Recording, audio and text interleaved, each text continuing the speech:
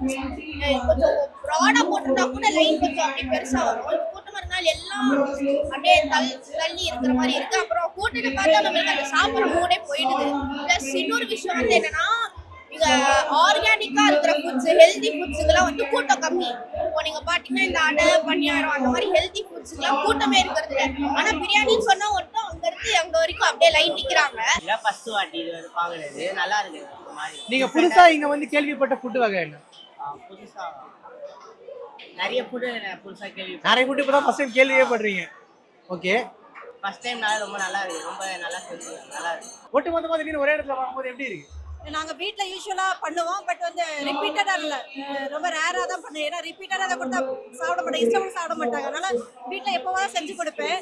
இங்க வந்து rare food தான் சாப்பிட்டுருவோம். நாங்க வந்து பரோட்டா பிரியாணி தான் போகல. பணியாரம் கருப்பட்டி பிரியாணி சாப்பிட்டோம், கருப்பட்டி பணியாரம் சாப்பிட்டோம், அடை சாப்பிட்டோம், கூழ் சாப்பிட்டோம். ஸோ ரேரா சாப்பிட கூட ஹெல்த்தியானது மட்டும் தான் சாப்பிட்டுருக்கோம்.